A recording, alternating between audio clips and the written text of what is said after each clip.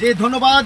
যেমনটি বলছিলাম যে সুনামগঞ্জের বন্যার পরিস্থিতি কিন্তু ভয়াবহ রূপ নিয়েছে। গত 5 দিন যাবৎ যে টানা বর্ষণ এবং পাহাড়ি ডলে সুনামগঞ্জের সবকটি নদ নদীর পানি সহ ছোটো বড় 137টি হাওরে কিন্তু পানি বৃদ্ধি পাচ্ছে। এতে করে লোকালয়ে পানি প্রবেশ করছে। ইতিমধ্যে জেলা শহরের সাথে কিন্তু সবকটি উপজেলার সংযোগ কিন্তু বিচ্ছিন্ন রয়েছে, কোনো ধরনের যানবাহন চলাচল করছে না। তবে কথা বলেছিলাম পানি উন্নয়ন বোর্ডের নির্বাহী প্রকৌশলীর সাথে, তিনি যেমনটি জানিয়েছিলেন আজকেও কিন্তু সুরমা নদীর পানি 40 সেন্টিমিটার বিপদসীমার উপর দিয়ে প্রবাহিত হচ্ছে এবং সাতক পয়েন্টে কিন্তু 140 সেন্টিমিটার বিপদসীমার উপর দিয়ে পানি প্রবাহিত হচ্ছে। তিনি যেমনটি জানিয়েছেন যে আগামী 6 দিন এরকম কিন্তু বৃষ্টি থাকবে, যার ফলে জেলাবাসী কিন্তু একটি বড় ধরনের দুর্যোগ কিন্তু মোকাবেলা করতে হবে। তার জন্য কিন্তু জেলা প্রশাসনের পক্ষ থেকে 116টি আশ্রয়কেন্দ্র কিন্তু মজুদ রয়েছে।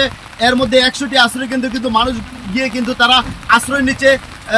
সকাল থেকে কিন্তু তাদেরকে ত্রাণ সামগ্রী যেমন শুকনো খাবার বিতরণ করছে, পাশাপাশি কিন্তু বিভিন্ন আইন শৃঙ্খলা বাহিনীও কিন্তু মানুষকে উদ্ধার অভিযান কিন্তু তৎপর রয়েছে। তবে আমি এখন যেই রাস্তাটি দাঁড়িয়ে আছি আপনাকে একটি বিষয় আমি জানিয়ে রাখি, সেটি হলো জামালগঞ্জের সেলিমগঞ্জ রাস্তা। এই রাস্তাটি কিন্তু 2022 সালের বন্যায় কিন্তু এই রাস্তাটি একদম ভেঙে যায় এবং 1 কোটি টাকা খরচ করে কিন্তু সরকার এটাকে নতুন করে কিন্তু এই রাস্তাটিকে আবার রেডি করে, যার ফলে এই বছর কিন্তু এই রাস্তার উপর দিয়ে পানি প্রবাহিত হওয়ার কারণে কিন্তু সকাল থেকে আমরা দেখেছি যে উপজেলা প্রশাসন এবং এলাকার মানুষ মিলে কিন্তু এই রাস্তাটিকে টিকানোর জন্য সর্বোচ্চ চেষ্টা করছে। গত রাতের থেকেও কিন্তু তারা এই রাস্তাকে যেন না ভাঙে সেই জন্য কিন্তু কাজ করে যাচ্ছে। তবে আরেকটি বিষয় আপনাকে জানিয়ে রাখি, জেলা প্রশাসকের পাশাপাশি কিন্তু যারা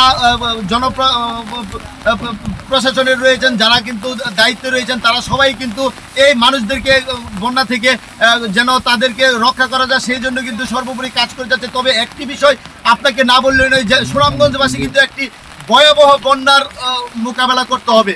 তো এই ছিল আমার কাছে সর্বশেষ।